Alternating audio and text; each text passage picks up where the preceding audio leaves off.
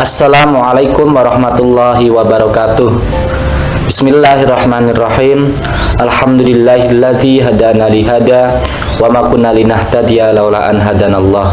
Asyhadu an la ilaha illallah wahdahu la syarikalah wa asyhadu anna Muhammadan abduhu wa rasuluh. Amma ba'du.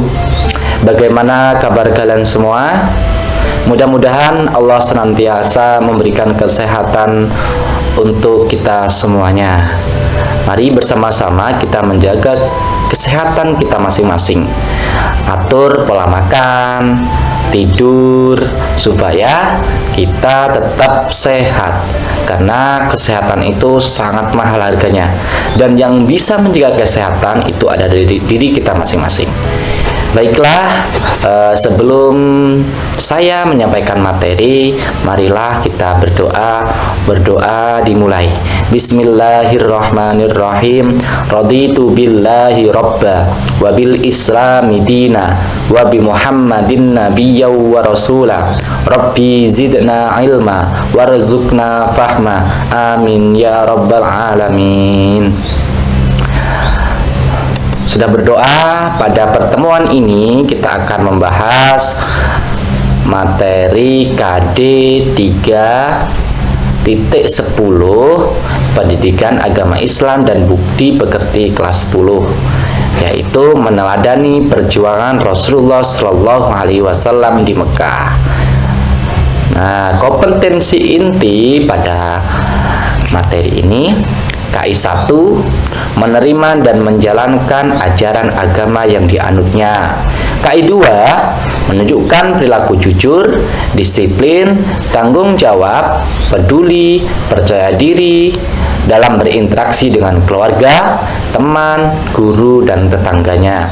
KI 3, memahami pengetahuan faktual dengan cara mengamati, mendengar, melihat, membaca, dan menanya berdasarkan rasa ingin tahu tentang dirinya, makhluk ciptaan Tuhan dan kegiatannya, dan benda-benda yang dijumpainya di rumah dan di sekolah. KI 4, menyajikan pengetahuan faktual dalam bahasa yang jelas, sistematis, dan logis, dalam karya yang estetis, dalam gerakan yang mencerminkan anak sehat, dan dalam tindakan yang mencerminkan perilaku anak beriman dan berakhlak mulia. Kita lanjutkan kompetensi dasar 1.10, meyakini kebenaran dakwah Nabi Muhammad SAW di Mekah, atau spiritual. Untuk kompetensi dasar sikap sosial 2.10, bersikap tangguh dan rela berkorban menegakkan kebenaran sebagai ibrah dari sejarah strategi dakwah Nabi di Mekah. Untuk pengetahuan 3.10, menganalisis substansi, strategi, dan penyebab keberhasilan dakwah Nabi Muhammad SAW di Mekah. Untuk kompetensi keterampilan 4.10, menyajikan keterkaitan antara substansi dan strategi dengan keberhasilan dakwah Nabi Muhammad SAW di Mekah. Kita lanjutkan. Indikator pencapaian kompetensi pada sikap spiritual,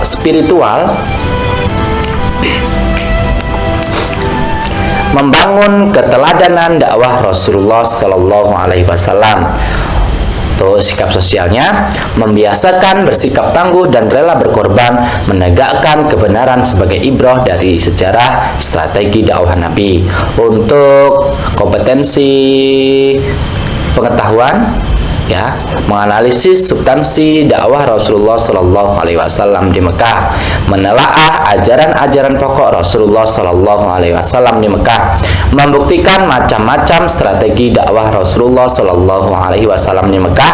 Untuk keterampilan, mengembangkan ajaran-ajaran pokok Rasulullah Shallallahu Alaihi Wasallam di Mekah, menentukan prinsip-prinsip strategi dakwah Rasulullah Shallallahu Alaihi Wasallam di Mekah. Baiklah, untuk tujuan pembelajaran pada materi meneladani dakwah Rasulullah Shallallahu Alaihi Wasallam di Mekah, untuk sikap spiritual 1.10, Setelah melakukan literasi melalui bahan bacaan artikel, peserta didik diharapkan dapat membangun keteladanan dakwah Rasulullah Shallallahu Alaihi Wasallam dengan baik dan benar. Untuk tujuan pembelajaran pada sikap sosialnya 2.10, setelah mengamati video pembelajaran tentang meneladani dakwah Rasul di Mekah, peserta didik diharapkan dapat membiasakan bersikap tangguh dan rela berkorban, menegakkan kebenaran sebagai ibrah dari sejarah strategi dakwah Nabi dengan baik dan benar. Untuk tujuan pembelajaran pada pengetahuannya 3.10.1.1, setelah melakukan literasi melalui bahan bacaan pada slide PowerPoint dan menggali informasi, peserta didik diharapkan dapat menganalisis substansi dakwah Rasulullah Shallallahu Alaihi Wasallam di Mekah dengan baik dan benar. 3.10.2.1, setelah melaksanakan pembelajaran problem based learning, peserta didik diharapkan dapat menelaah ajaran-ajaran pokok Rasulullah Shallallahu Alaihi Wasallam di Mekah dengan baik dan benar. 3.10.3.1, setelah mengamati video pembelajaran tentang dakwah Rasulullah Shallallahu Alaihi Wasallam di Mekah, diharapkan peserta didik dapat membuktikan macam-macam strategi dakwah Rasulullah Shallallahu Alaihi Wasallam di Mekah dengan baik dan benar. Untuk tujuan pembelajaran pada keterampilan 4.10.1.1, setelah mengamati video pembelajaran tentang dakwah Rasulullah Shallallahu Alaihi Wasallam di Mekah, peserta didik diharapkan dapat mengembangkan ajaran-ajaran pokok Rasulullah Shallallahu Alaihi Wasallam di Mekah dengan baik dan benar. 4.10.2.1, setelah melakukan literasi bahan ajar pada LKPD, peserta didik diharapkan dapat menentukan prinsip-prinsip strategi dakwah Rasulullah Shallallahu Alaihi Wasallam di Mekah dengan baik dan benar.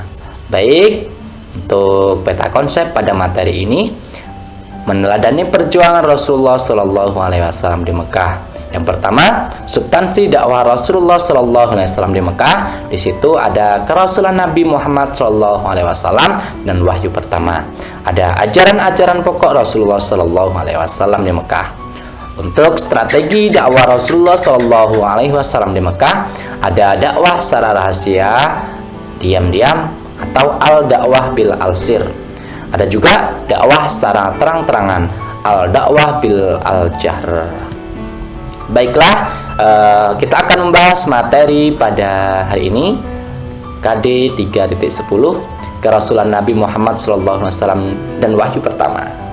Menurut beberapa riwayat yang sahih, Nabi Muhammad SAW pertama kali diangkat menjadi Rasul pada malam hari tanggal 17 Ramadan saat usianya 40 tahun.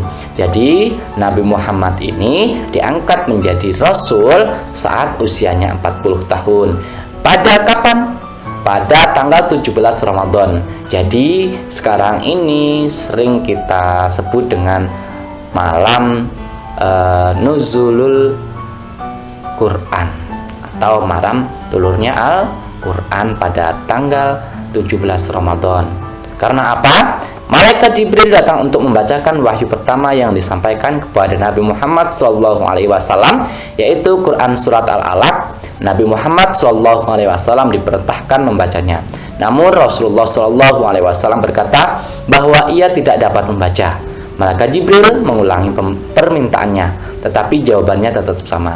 Kemudian Malaikat Jibril menyampaikan firman Allah Sallallahu Alaihi Wasallam, yaitu Quran Surat Al-Alaq ayat 1-5. Nah, di situ kenapa malam 17 Ramadan itu disebut malam nuzulul Quran? Karena malam itu juga Nabi Muhammad menerima wahyu yang pertama, yaitu Quran Surat Al-Alaq ayat 1-5. Dan pada ini bisa kita ambil hikmahnya, bahwasanya ketika belajar kita harus berulang-ulang. Jangan hanya sekali, tapi kita berulang-ulang. Karena apa? Karena Nabi Muhammad saja ketika pertama kali menerima wahyu ini belum bisa membaca, tapi berulang-ulang akhirnya bisa. Itu yang dapat kita ambil hikmah dari cerita ini. Selanjutnya, untuk tadi Quran surat Al-Alaq ayat 1-5, mari kita baca bersama-sama beserta artinya. A'udzu billahi minasyaitonir rajim. Bismillahirrahmanirrahim.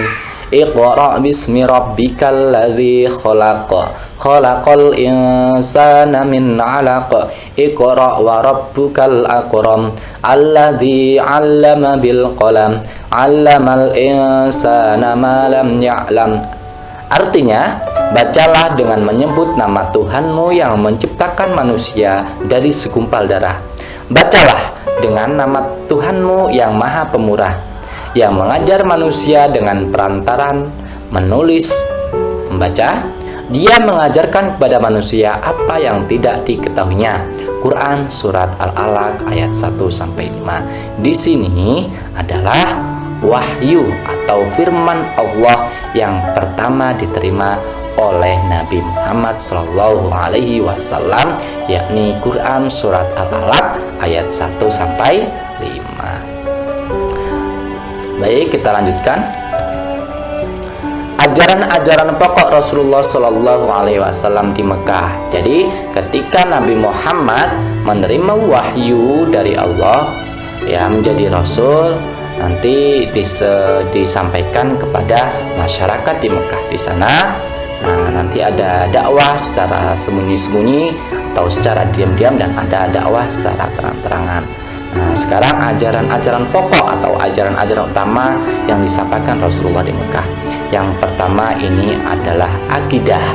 Jadi akidah ini berkaitan dengan ketauhidan atau mengesahkan Allah. Itu pokok utama yang disampaikan Rasulullah. Yang selanjutnya yaitu akhlak mulia. Nabi Muhammad SAW sebelum menjadi Rasul, akhlak beliau ini adalah sudah akhlakul karimah. Jadi setelah beliau diangkat menjadi Rasul, beliau ini adalah suri tauladan bagi kita umat manusia. Ya, itu ajaran pokok yang disampaikan Rasulullah SAW. Baik, kita lanjutkan strategi dakwah Rasulullah SAW di Mekah. Terdapat dua strategi. Yang pertama, dakwah secara rahasia atau diam-diam, ya, yaitu al-dakwah bil al-sir. Apa itu? Pada tahap ini Rasulullah SAW memfokuskan dakwah Islam hanya kepada orang-orang terdekat, yaitu keluarga dan para sahabatnya. Rumah Rasulullah SAW atau Darul Arqam dijadikan sebagai pusat kegiatan dakwah. Jadi dakwah Rasulullah SAW dengan secara sembunyi-sembunyi ini hanya kepada orang-orang terdekat seperti keluarga dan para sahabat-sahabatnya. Nah, nanti setelah Rasulullah berdakwah secara diam-diam atau sembunyi-sembunyi kepada orang-orang terdekat, ada beberapa yang masuk Islam. Nah, yang kedua adalah strategi dakwah Rasulullah di Mekah itu ada dakwah secara terang-terangan atau al-dakwah bil al-jahr. Jadi Rasulullah ini langsung menyampaikan ajaran Rasulullah yang diterima ini kepada masyarakat Mekah. Dakwah secara terang-terangan dimulai ketika Rasulullah SAW menyeru pada orang-orang Mekah. Ia berdiri di atas sebuah bukit dan berteriak dengan suara lantang memanggil mereka. Beberapa keluarga Quraisy menyambut seruannya. Baik, kita lanjutkan. Orang-orang yang pertama masuk Islam atau disebut juga dengan as-sabiqun al-awwalun yang mengakui kerasulan Nabi Muhammad SAW dan menyatakan keislamannya. Jadi ketika Nabi Muhammad berdakwah secara sembunyi-sembunyi atau diam-diam kepada orang-orang terdekat, yaitu keluarga dan sahabat terdekatnya, di sini ada orang-orang yang pertama masuk Islam atau as-sabiqun al-awwalun. Ya, banyak, ada sahabat, ada keluarganya. Siapa saja? Ini yang pertama adalah Siti Khadijah. Siti Khadijah ini adalah istri dari beliau Nabi Muhammad SAW. Yang selanjutnya ada Ali bin Abi Thalib atau adik sepupu. Beliau Ali bin Abi Thalib ini adalah anak dari paman Nabi Muhammad, yakni Abu Thalib. Selanjutnya di sini Zaid bin Harisah. Zaid bin Harisah ini adalah pembantu yang diangkat menjadi anak. Jadi Zaid ini adalah anak angkat dari Nabi Muhammad SAW. Yang selanjutnya yaitu Abu Bakar As-Siddiq. Beliau adalah sahabat terdekat Nabi Muhammad SAW yang selalu menemani kemanapun Nabi Muhammad berdakwah. Ya, jadi ini Siti Khadijah adalah golongan perempuan yang pertama kali masuk Islam. Ali bin Abi Thalib ini saat itu ketika masuk Islam, Ali bin Abi Thalib ini masih anak-anak. Jadi Ali bin Abi Thalib ini adalah golongan anak-anak yang pertama kali masuk Islam. Zaid bin Harisah ini adalah golongan budak sebenarnya, tapi sudah diangkat menjadi anak Nabi Muhammad yang pertama kali masuk Islam. Dan Abu Bakar As-Siddiq ini adalah laki-laki dewasa yang pertama kali masuk Islam. Namun bukan hanya ini saja, sebenarnya masih banyak, ya. Masih banyak orang-orang yang pertama kali masuk Islam. Jadi ketika Nabi Muhammad dakwah secara sembunyi-sembunyi ini, memang ada keluarga yang tidak merespon atau menyetujui, bahkan menentang dakwah beliau, yaitu salah satunya adalah keluarganya, yakni Abu Lahab. Ya, ini adalah paman dari Nabi Muhammad SAW. Nah, ketika dakwah secara terang-terangan, Nabi Muhammad ini beserta orang-orang yang masuk Islam di situ mensiarkan Islam dan takbir di Mekah saat itu, sehingga Nabi Muhammad ini dilempari batu lah, pokoknya tidak disukai oleh masyarakat Mekah yang masih menyembah nenek moyang mereka. Ya, jadi tapi para sahabat-sahabat dan keluarga yang sudah memeluk Islam ini sangat membela Nabi Muhammad dan melindunginya. Baik, itu pembelajaran kita pada hari ini. Ya, mudah-mudahan tujuan pembelajaran kita pada hari ini bisa tercapai terkait dengan substansi dan strategi dakwah Nabi Muhammad SAW. Baiklah, sebelum kita tutup pembelajaran pada hari ini, mari kita bersama-sama mengucapkan lafaz hamdalah, alhamdulillahirabbil alamin. Terima kasih. Saya akhiri. Wassalamualaikum warahmatullahi wabarakatuh.